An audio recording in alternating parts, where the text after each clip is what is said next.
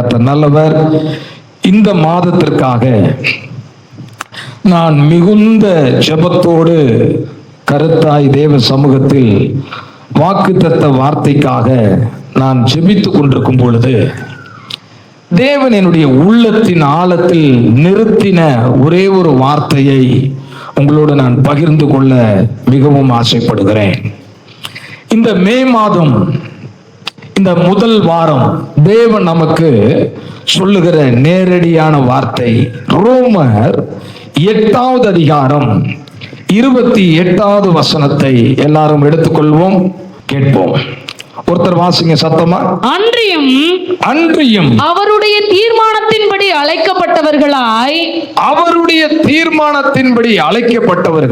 தேவனிடத்தில் அன்பு கூறுகிறவர்களுக்கு, கவனிங்க, தேவனிடத்தில் அன்பு கூறுகிறவர்களுக்கு சகலமும் நன்மைக்கு ஏதுவாக நடக்கிறது என்று அறிந்திருக்கிறோம். நன்மையாய் நடக்கிறது என்று எழுதப்படாமல் நன்மைக்கு ஏதுவாக நடக்கிறது என்று அறிந்திருக்கிறோம்.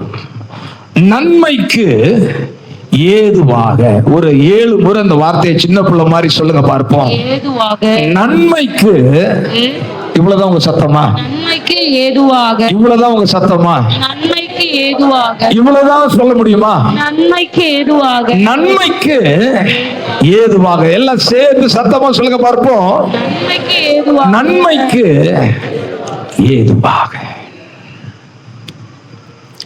பாருங்க, இந்த வசனம் எப்படி ஆரம்பிக்கிறது? அன்றியும் அவருடைய தீர்மானத்தின்படி அழைக்கப்பட்டவர்களாய் தேவனிடத்தில் அன்பு கூறுகிறவர்களுக்கு. கவனிங்க, விசுவாசிக்கிற கூட்டத்தை அல்ல. அங்க என்ன எழுதியிருக்குங்க? விசுவாசிக்காத கூட்டத்துக்கும் அல்ல, அதை தாண்டி ஒரு கூட்டம் இருக்கு. என்ன கூட்டங்க? தேவனிடத்தில், முடிச்சிருங்க, அன்பு கூறுகிற கூட்டம். இன்னைக்கு செய்தி அவங்களுக்கு தான். சபைக்கு வருகிறவர்கள் எல்லாரும் விசுவாசிகள் அல்ல.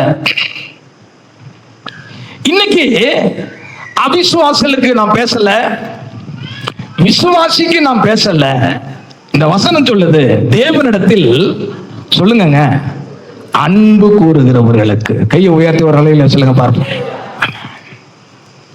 தேவனிடத்தில் அன்பு கூறுகிறவர்களுக்கு. எப்படி பாஸ்டர் இதை கண்டுபிடிக்கலாம்? இவங்களை எப்படி கண்டுபிடிக்கலாம்? ஒரு வசனம் ஆட்சிக்க சொன்னா அழுவாங்க, பார்த்திருக்கீங்களா? ஒரு பாட்டு பாடுனா அழுவாங்க, தேவ பிரசன்னத்துல அழுவாங்க. இவங்க கண்ணு எப்பொழுதும் எப்படி இருக்கும்னா புறா கண்ணை போல இருக்கும். ஒரு வசனத்தை வாசிக்க சொன்னாலும் இவங்களால அழாம இருக்க முடியாது.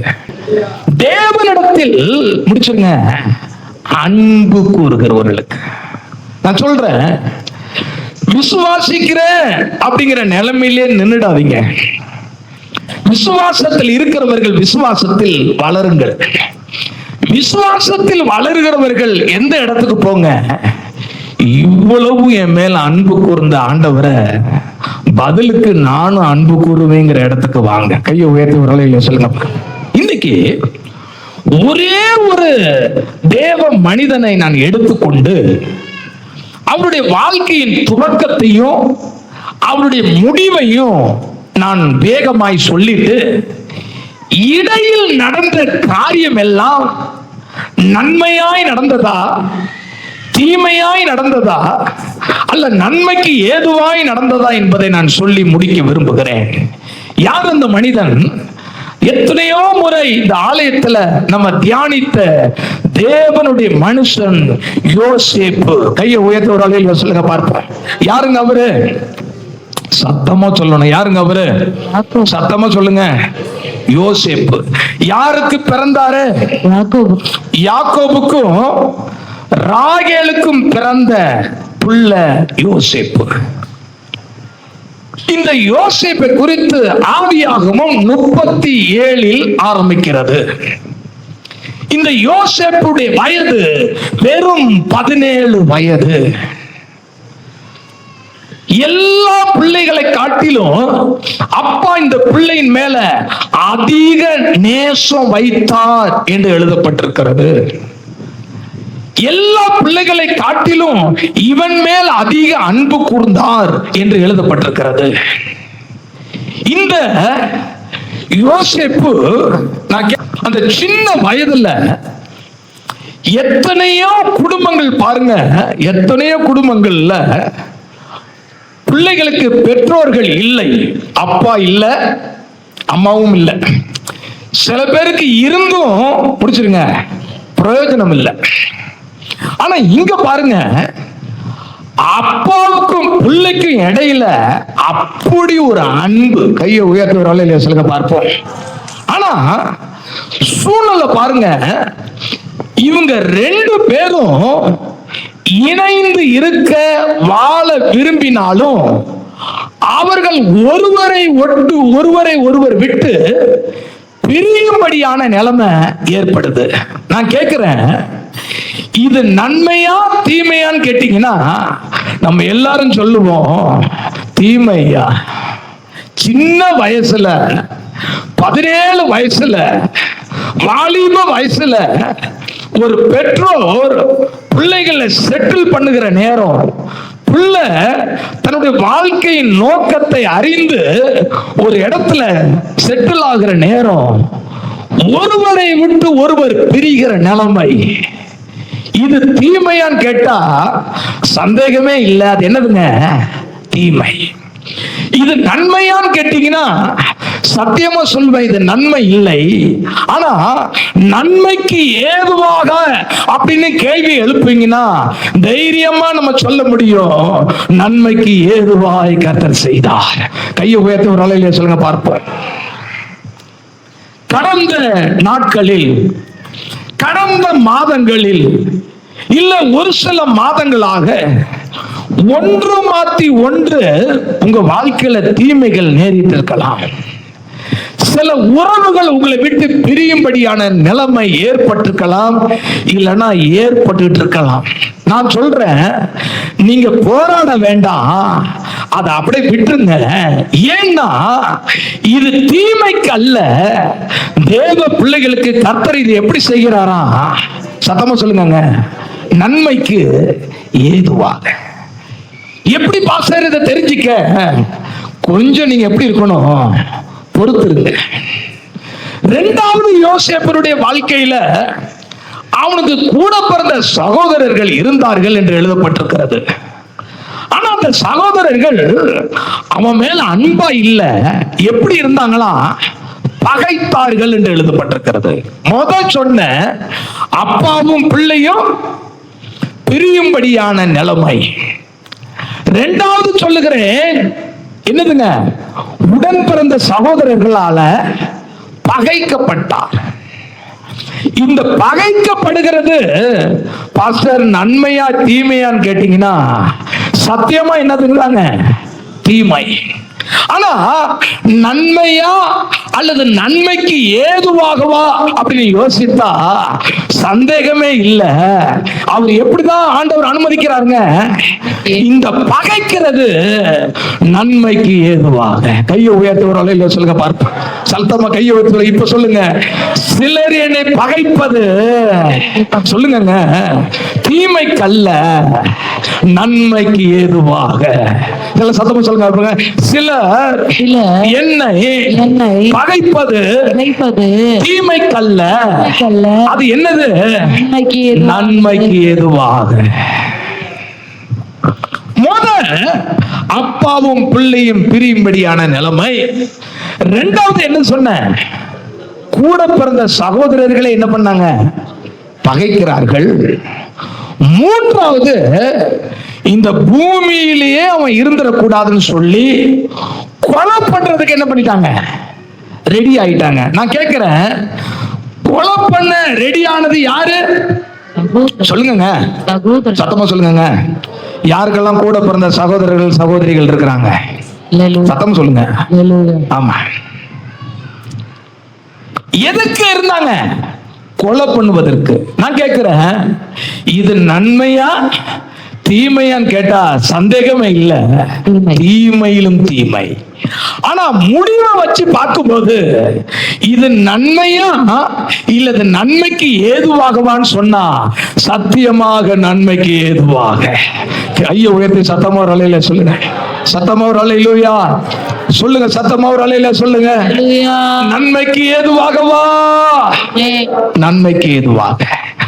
நாலாவது வாசித்து பாருங்க, அந்த கூட பிறந்த சகோதரர்கள் அப்பா போட்டிருந்த அங்கியை அவிழ்த்து அவனை என்ன பண்ணினாங்கன்னு போட்டிருக்கு, நிர்வாணமாக்கினார்கள். நிர்வாணமாக்குனது வேற யாரும் அல்ல, சத்தமா சொல்லுங்க, கூட பிறந்த சகோதரர்கள். நான் திரும்ப கேட்கிறேன், யாருக்கெல்லாம் கூட பிறந்தவங்க இருக்கிறாங்க? பாஸ்டர் சண்டே இழுத்து விடுறீங்களா? நான் சண்டே இழுத்து விடல, நான் சத்தியத்தை பேசுகிறேன். கையை உயர்த்தி ஒரு அலையில சொல்லுங்க பார்த்து. அல்லேலூயா. நிர்வாணமாக்கினார்கள், அவமானப்படுத்துகிறார்கள்.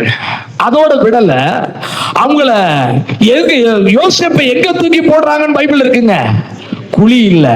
ரூபன் சொல்லுகிறான், ஏன்பா இவனை ரத்தம் சிந்தனும், இவனை வித்தரலாம். அடுத்த கட்டமா ஒரு ஆட்டை விற்போம், கோழியை விற்போம். இப்ப ஒரு சந்த கடையில இருக்கிற ஆட்டை போல மாட்டை போல கூட பிறந்த சகோதரர்கள் கூட பிறந்த சகோதரனை என்ன பண்ணிட்டாங்க, காசுக்கு வித்துட்டாங்க. நான் கேட்கிறேன், இது தீமையா நன்மையா? தீமை. சத்தமா சொல்லுங்க, தீமை. தீமை. நான் கேட்கிறேன், இது நன்மையா நன்மைக்கு ஏதுவாகவா? நன்மைக்கு ஏதுவா. சத்தமா சொல்லுங்க, நன்மைக்கு ஏதுவா. நன்மைக்கு ஏதுவா. கொஞ்சம் கவனிங்க. போற இடத்துல பரிசுத்தமா வாழ்ந்து தூய்மையாய் வாழ்ந்து ஒரு பாவமும் செய்யாதவனா இருந்து அவனுக்கு கிடைத்தது எதுங்க? சிறைச்சாலை. அடுத்து அடுத்து அடுத்து அடுத்து இடையில ஒரு நல்லது கூட நடக்கல. சொல்லுங்க, எல்லாம் என்ன பண்ணுதுங்க? கெட்டதாகவே நடக்குது. இப்ப கவனிங்க, கடைசியா இவர் இப்ப யாரா மாறிட்டாரு? சொல்லுங்க, விசுவாசத்தை இழந்து, எங்க ஜெயில்ல விசுவாசத்தை இழந்து இப்ப வாய் விட்டு மனுஷனை சார்ந்து எல்லா கதையும் சொல்லி, நான் யாரு எவரு எல்லாத்தையும் சொல்லி, இந்த ஜெயில்ல இருக்க வேண்டியவன் நான் அல்ல, நீ ராஜாட்ட சொல்லி என்ன தப்புவியும் சொல்லி மனுஷனை சார்ந்துகிற எண்டுக்கு போயிட்டாரு. ஆனா வேதம் சொல்லுது, அவர்களும் அவனை என்ன பண்ணிட்டாங்களாம்? எல்லாத்தையும் காது கொடுத்து கேட்டு அவனை என்ன பண்ணிட்டாங்க? மறந்துட்டாங்க. நான் கேட்கிறேன், இந்த யோசேப்பு ஜெயிலே செத்தார்னு எழுதியிருக்கா, இல்ல ஜெயில இருந்து ஆச்சரியமான இடத்துக்கு போனார்னு எழுதியிருக்கா? ஆச்சரியமான இடத்துக்கு. இப்ப கவனிங்க, அற்பமாய் தொடங்கின இந்த துவக்கம் ஆச்சரியமாய் முடிகிறது. நன்மையாய் துவங்கின துவக்கம் தீமையை போல இடையில தெரிந்தாலும் முடிவு எப்படி முடியுதுங்க? நன்மைக்கு ஏதுவாய். இந்த மே மாசம் பரிசுத்த ஆவியானவர் சொல்லுகிறார், இது வரைக்கும் வாழ்க்கையில நடந்த காரியங்கள், இப்ப நடந்து கொண்டிருக்கிற காரியங்களும் அது தீமை அல்ல. நான் எதற்கு நேராகவே திருப்பி கொண்டிருக்கிறேன் என்றால் நன்மைக்கு ஏதுவாக. இதனுடைய முடிவு எப்படிதான் இருக்க போதுங்க? ஆச்சரியம். மனுஷர்கள் உங்களை பகைச்சிருக்கலாம், சில உறவுகளை நீங்க இழந்திருக்கலாம், இல்ல இழக்கிற நிலைமையில நீங்க இருக்கலாம், உங்களை அவமானப்படுத்தி இருக்கலாம், உங்களை குழியில தள்ளி இருக்கலாம், நீங்க இருக்கக்கூடாது அப்படிங்கிற தீர்மானத்துக்குள்ள வந்திருக்கலாம், நீங்க ஒரு சிறைக்குள்ள போய் இதுல இருந்து தப்பிக்க எனக்கு வழியே இல்லை அப்படிங்கிற நிலைமையில நீங்க இந்த மே மாதம் வந்திருக்கலாம். கர்த்தருடைய நாம மகிமைக்காக சொல்லுகிறேன், இது தீமைக்காக கர்த்தர் உனக்கு செய்யல, தீமைக்காக செய்யல. உறவுகள் பிரிந்தது, உறவுகள் காயப்படுத்தினது, உறவுகள் உங்களை அவமானப்படுத்தினது, உங்களை கொன்று போட தீர்மானித்தது, உங்களை வித்தது, எல்லாமே எதுக்காக? நன்மைக்கு ஏதுவாக. நம்புறவங்க மட்டும் ஒரு அலையில சொல்லுங்க, நடந்ததெல்லாம் நன்மைக்கு, நன்மைக்கு நன்றி சொல்லி மகிழ்வேன் இன்றைக்கு. நடப்பதெல்லாம் நன்மைக்கு நன்மைக்கு.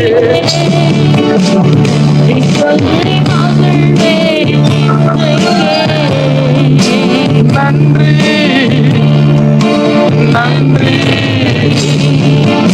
எல்லாம் நன்மைக்கு நன்றி. நன்றி நன்றி எல்லாம் நன்மைக்கு நன்றி. நடந்ததெல்லாம் நன்மைக்கு நன்மைக்கு. நன்றி சொல்லி மகிழ்ந்தேன். நடந்ததெல்லாம் நன்மைக்கு நன்மைக்கு. நன்றி சொல்லி மகிழ்ந்தேன். தீமைகளை நன்மையாக மாற்றுவீர். துன்பங்களை இன்பமாக மாற்றுவீர். தீமைகளை நன்மையாக மாற்றுவீர். துன்பங்களை இன்பமாக மாற்றுவீர். தீமைகளை நன்மையாக மாற்றுவீர். துன்பங்களை இன்பமாக மாற்றுவீர். தீமைகளை நன்மையாக மாற்றுவீர். ஐயா துன்பங்களை இன்பமாக மாற்றுவீர். நன்றி நன்றி எல்லாம் நன்மைக்கு நன்றி. நன்றி நன்றி எல்லாம் நன்மைக்கு நன்றி. நடந்ததெல்லாம் நன்மைக்கு நன்மைக்கு. நன்றி சொல்லி மகிழ்ந்தேன்.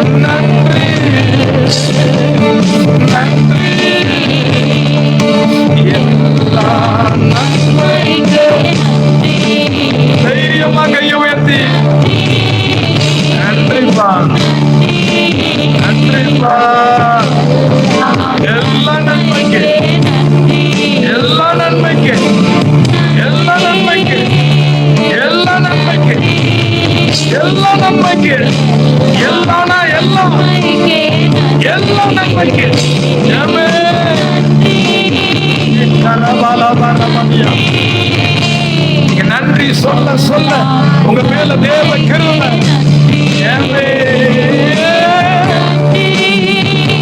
ராஜா ராஜா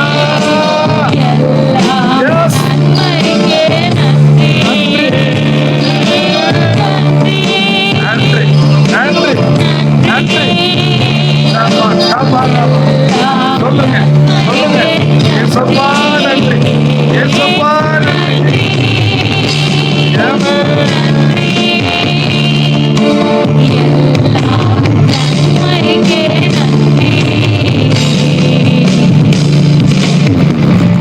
எல்லாம் நன்மைக்கு.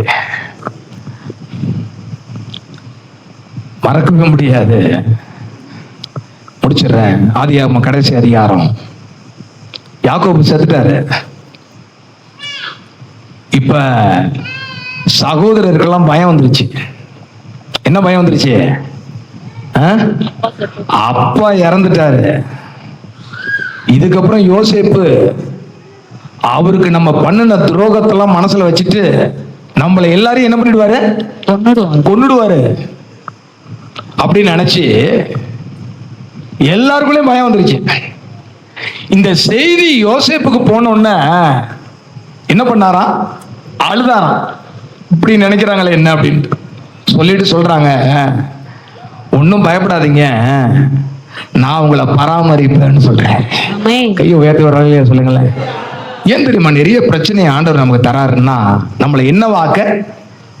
மறுரூபமாக்க. எல்லாம் கையை வச்சு சொல்லுங்க பார்ப்போம். என்னவாக்க? சத்தமா சொல்லுங்க. என்னவா மாத்த? ஆமா. பழைய சிந்தையோட, பழைய பகையோட, பழைய கசப்போட, பழைய வெறுப்போட என்ன செய்யக்கூடாது? நம்ம கிறிஸ்தவ வாழ்க்கை வாழக்கூடாது. ஏன்னா அன்றியும் முடிச்சிருங்க, அவருடைய தீர்மானத்தின்படி அழைக்கப்பட்டவர்களாய் தேவனிடத்தில் அன்பு கூறுகிறவர்களுக்கு சகலமோ, சொல்லுங்க சகலமோ, சொல்லுங்க சகலமோ, சகலமோ நன்மைக்கு. நீங்க நினைக்கிறீங்களா எல்லார் பார்வையிலும் தோத்து போனது போலே நான் இருக்கிறேன்னு? பொறுத்து இருந்து பாருங்க, எல்லாவற்றையும் கர்த்தர் நன்மைக்கு எதுவா மாற்றுவார். ஆரம்பத்துல யோசேப்புக்கு ஒண்ணுமே புரிஞ்சிருக்காது. அப்பாவோடு இருந்த என்ன ஏன் இப்படி பிரிச்சுட்டாங்க புரியல. கூட பிறந்த சகோதரர்கள் ஏன் பகைக்கிறாங்க புரியல. கூட பிறந்த சகோதரர்கள் பகைச்சாலும் பரவாயில்ல, ஏன் என்னை கொல்லணும்னு தீர்மானம் பண்ணினாங்க அவருக்கு புரியல. அவரு இருக்கிற இடத்தை விட்டு அப்பாவை விட்டுட்டு வந்துட்டாலும் மனசெல்லாம் அப்பாட்டே இருக்கு. பல வருஷம் ஆயிடுச்சு, கல்யாணம் ஆகி குழந்தை பிறக்குது. அப்ப பேர் வைக்கிறாரு, என் தகப்பன் வீட்டை தேவன் மறக்கும்படி செய்தார். ஹல்லேலூயா. சில காரியத்தை மறக்கவே முடியல, சில காரியத்தை மன்னிக்கவே முடியல. நான் சொல்றேன், உங்க நல்லதுக்காக மன்னிச்சிருக்க. கையை உயர்த்து ஒரு அல்லேலூயா சொல்லுங்க பார்ப்போம். சத்தமா ஒரு அல்லேலூயா.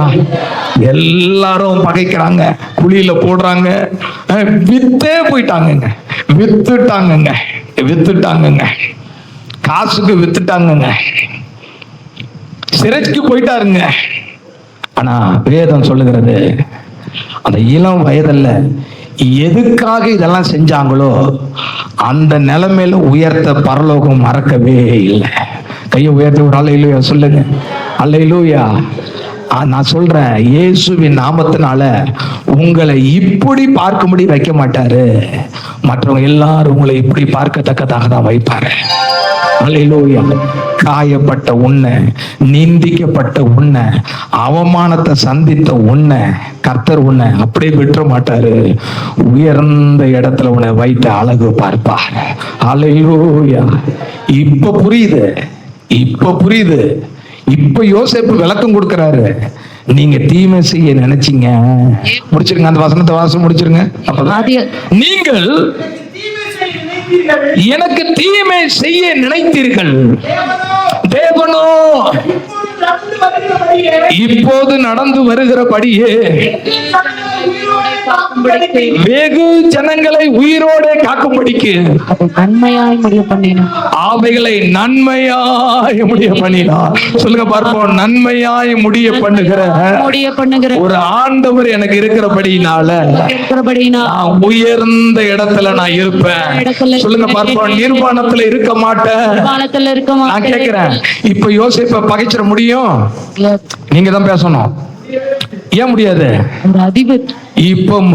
இப்ப பகைச்சிட்டா அவன் என்ன பண்ணிடுவான் சொல்லுங்க? கழுத்தை எடுத்துடுவான்.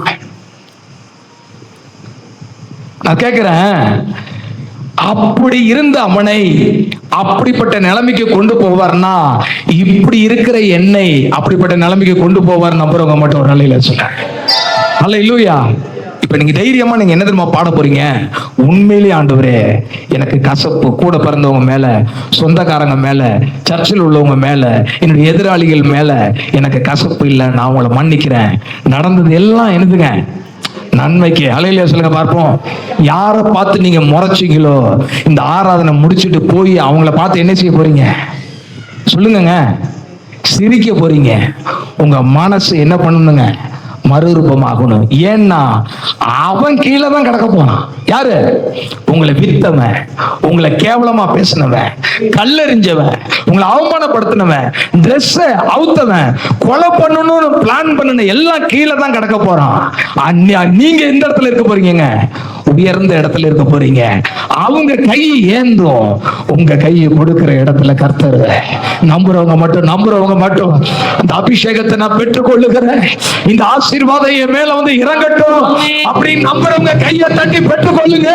இந்த மே மாதம் இயேசுவின் நாமத்தினாலே நீங்க ஏந்துகிறவர்களாக, அடிமைகளாக, சிறையில் இருக்கிறவர்களாக அல்ல, உயர்ந்த இடத்தில் உங்களை சத்துருக்கள் பார்க்கத்தக்கதாக கர்த்தர் என்ன செய்வாரு? உயர்த்துவார். ஒரு சனத்தை பாடி முடிச்சிருவோமா?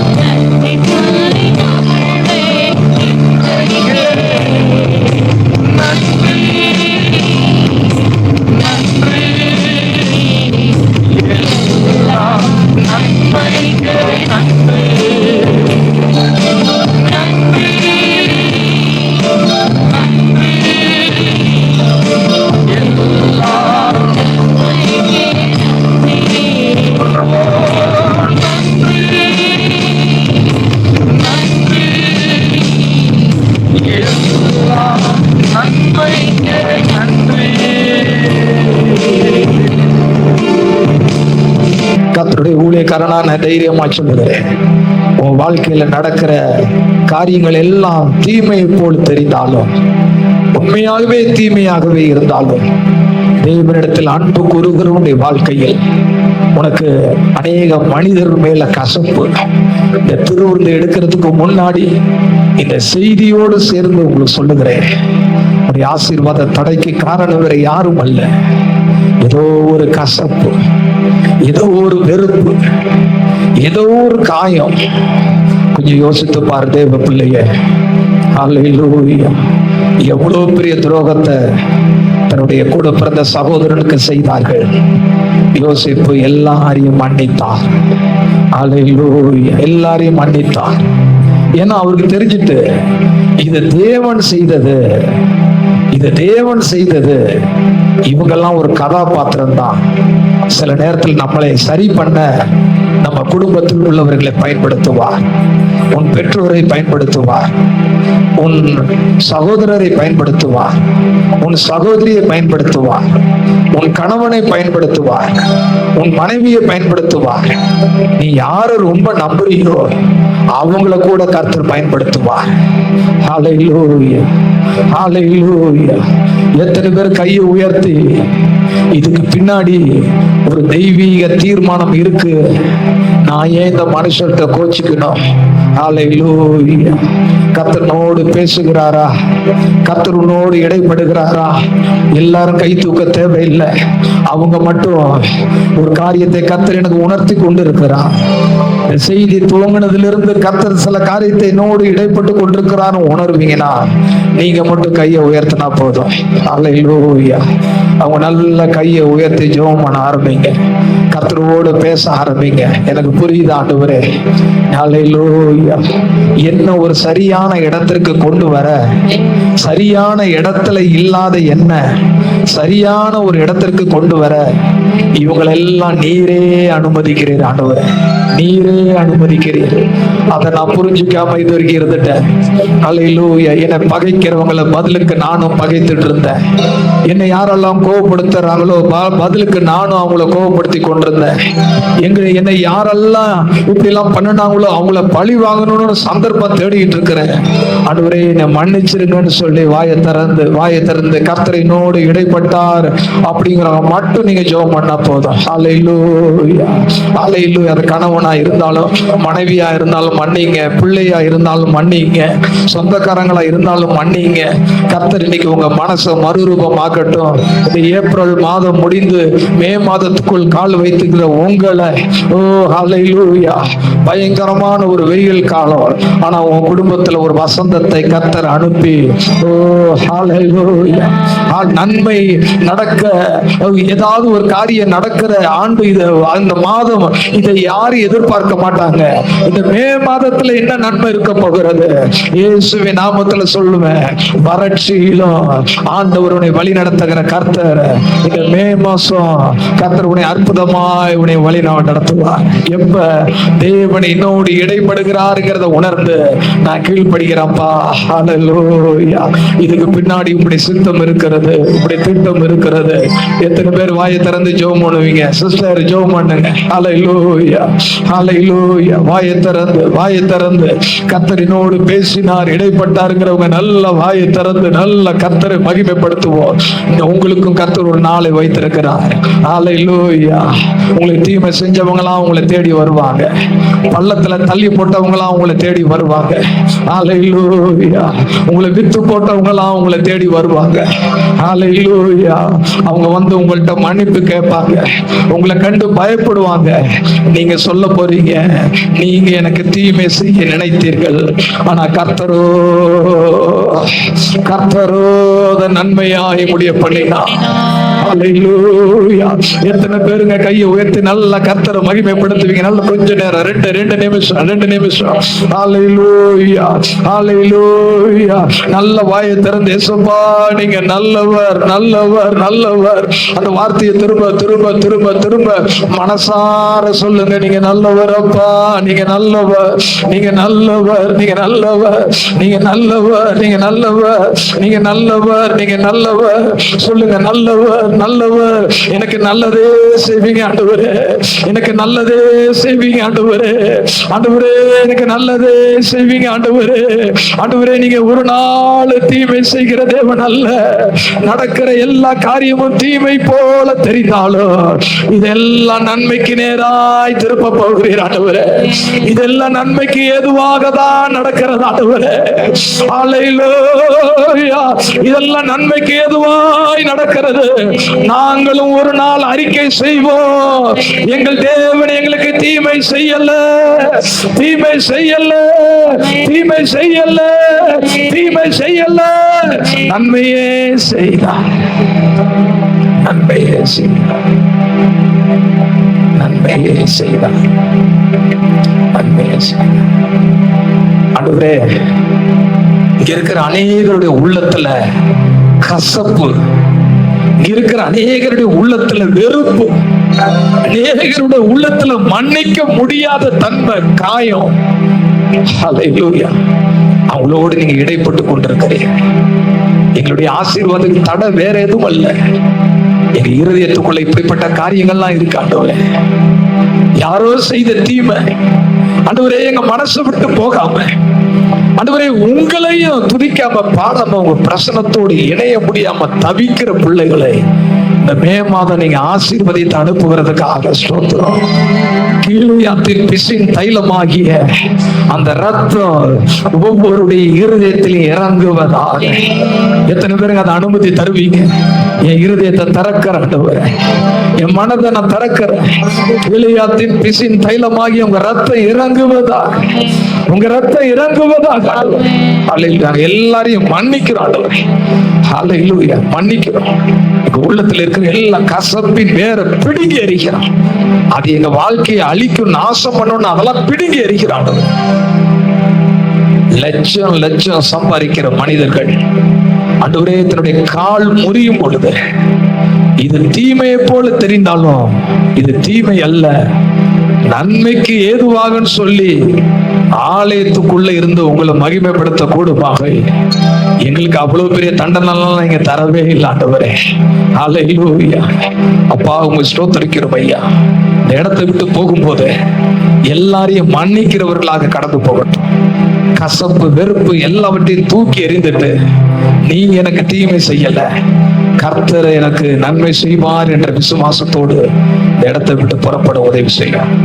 இந்த மாதம் ஒரு நன்மையின் மாதமாக, வறட்சியிலும் வெயிலின் நடுவிலும் தேவ பிள்ளைகளுக்கு நீங்க சொன்ன வாக்குறுதியின்படி கர்த்தர் நித்தமும் உன்னை நடத்தி மகா வறட்சியான காலங்களிலும் உன் ஆத்துமாவை நீ நிலம் உள்ளதும் புஷ்டியுமாய் மாற்றுவார் வார்த்தையின்படி இந்த கோடை காலத்தில் நீர் அப்படி செய்ய போறதுக்காக நன்றி உள்ளத்தோடு நாம் ஸ்தோத்திரிக்கிறோம், துதிக்கிறோம்.